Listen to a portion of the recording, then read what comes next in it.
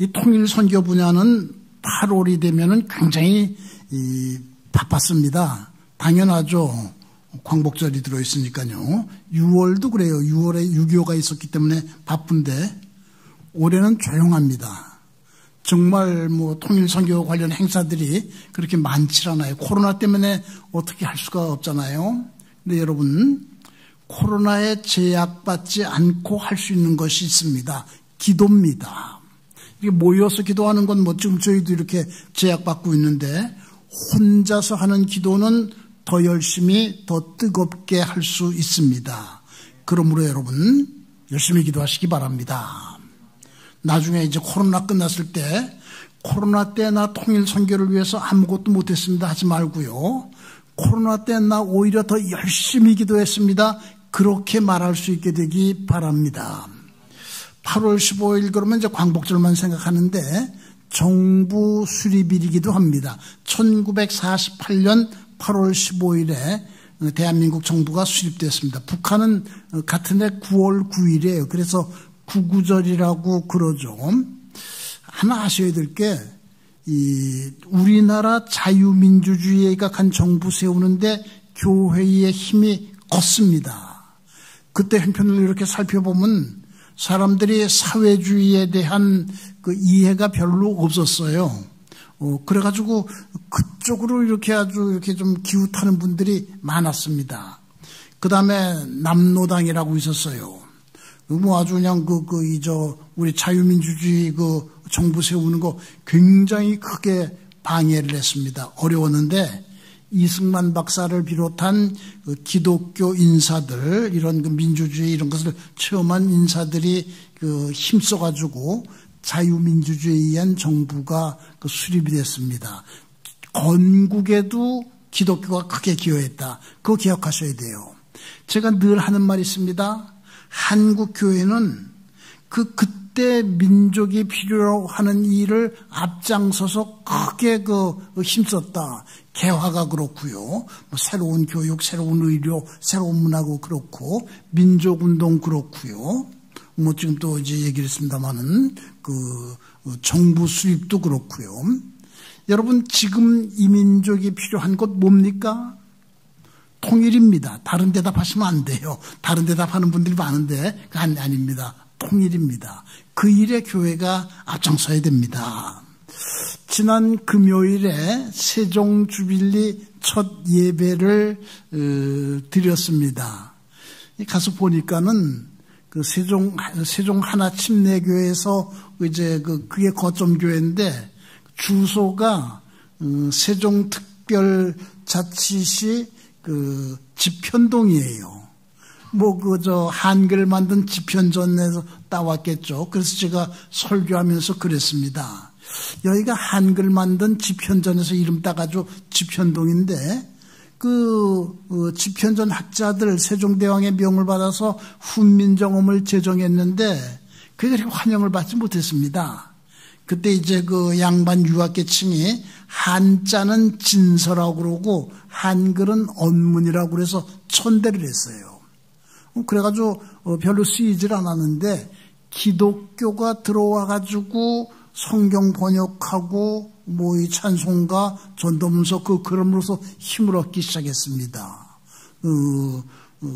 한글에 힘을 주고 발전시킨 것이 기독교예요. 그건 여러분 이 핸드폰에 기독교와 한글 이렇게 입력해 보면 관련된 얘기들이 많이 나오는데 거기 나오는 것 이상으로 많은 기여를 했어요. 그래서 제가 그랬습니다. 그렇게 여기 지편전에서 만든 한글 기독교가 그렇게 살려놓고 발전시켰는데 그 이름을 딴 지편동에 있는 그리고 또 하나교회 에스겔서 37장에 하나가 되게 하라 그런 말씀도 있잖아요.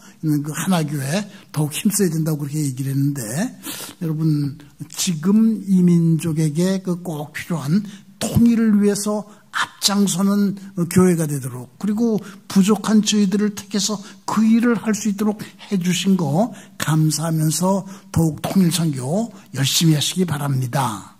그 다음 이야기요. 여러분 요즘 북한 관련 소식 들으면서 어떤 느낌 같습니까? KBS 9시 뉴스라고 생각되는데, 뉴스캐스터가 이제 북한의 소식 뭐 여러 가지 이렇게 전하면서, 북한이 어떻게 될지 모르겠습니다 하고 그냥 뭐 이렇게 무심결인지 한마디 넣더라고요. 저분도 그렇게 느끼는가 보다. 최고 통치자가 자꾸 그냥 지금 우리 경제 어렵다고 그렇게 여러 번 얘기를 했죠. 국경 폐쇄가, 국경 봉쇄가 오래 계속되고 있습니다. 뭐 그렇게 할 수도 없고 그런 일이 있어서는 안 되지만은 여러분 남한이 만약에 그렇게 국경을 갖다가 봉쇄하고 있다고 생각하면 어떻게 됐을까 한번 생각해 보세요. 그 다음에 국제사회의 제재도 더 오래 계속되고 있습니다. 제가 한번 북한이 지금 어떤 제재를 받고 있나 한번 이렇게 검색을 해봤어요. 의외로 여러 가지 제재를 오랫동안 받고 있는 걸 보고 놀랐습니다. 그리고 하나하나가 다 심각해요. 이런 제재를 받으면서 어떻게 버티고 있을까? 그런 생각도 들었습니다. 그 다음에 식량난, 경제난, 식량 필요한 것이 548만 톤인데, 얼마가 부족하다. 여러분, 주보 이렇게 보면은, 거기 순수제 노동신문, 여기 최근 건 아닙니다. 지금 최근 거는, 이 국경 봉쇄 때문에, 국내에 들어오지 못하고 있어요. 작년 1월 24일자 그것이 마지막으로 들어온 노동신문이에요.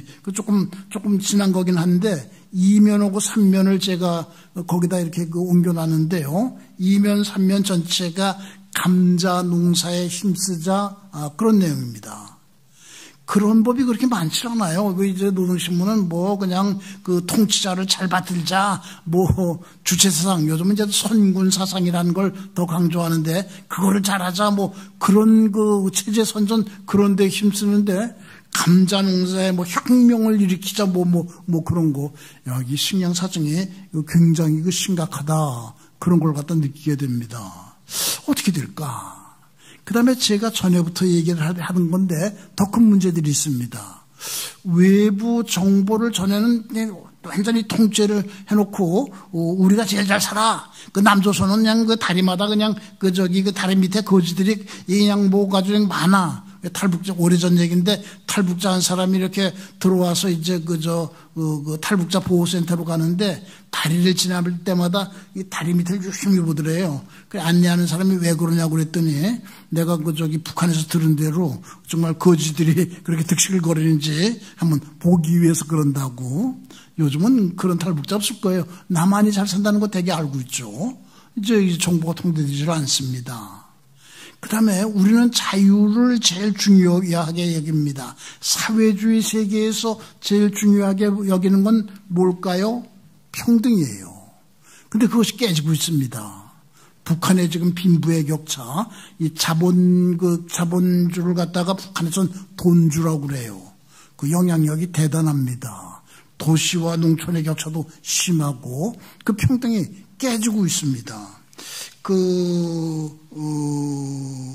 고드롭다란 말이 있어요. 이게 우리 사전에도 있고, 북한에도 있는데, 우리는 거의 안 쓰는 말입니다. 북한에서 좀 써요. 고드롭다. 이게 뭐냐면은, 한결같다, 고르다, 그런 뜻인데, 한번 북한 조선말 대사전에서 고드롭다 찾아봤습니다. 그랬더니 용례가 이렇게 나와 있어요. 우리나라 사회주의 제도 하에서는 자본주의 사회와는 달리 모든 사람들이 다 같이 일하고 고드롭게 잘 산다. 이게 고드롭다란 말의 용례로 북한 사전에 나와 있는데 그만큼 평등을 갖다가 중요하게 생각하는데 요즘 그게 깨졌어요. 그러면 거기에 대한 불만이 얼마나 크겠습니까? 그런 거 볼 때 북한이 과연 어떻게 될까? 여러분, 유 목사, 북한이 붕괴되기를 바라는구나. 그거 아니고요. 어떻게 될까 하는 염려가 있습니다. 지금 어떤 어려움을 겪게 되지 않을까. 우리가 좀 더 긴장감을 가지고 이렇게 기도해야 됩니다. 긴박감을 가지고 기도해야 됩니다. 예수님께서 너희가 저녁에 하늘이 붉으면 날이 좋겠다고 하고 아침에 하늘이 붉고 흐리면 오늘은 날이 굳겠다 하나니 너희가 날씨는 분별할 줄 알면서 시대의 표적은 분별할 수 없느냐 하셨는데, 이 북한의 표적 잘 구별할 수 있는 지혜를 저희에게 주세요. 어떻게 기도해야 될지를 가르쳐 주세요 하면서 더욱더 열심히 기도하는, 코로나이기 때문에 오히려 더 열심히 기도하는 주빌리안들 되시기를 부탁드립니다. 감사합니다.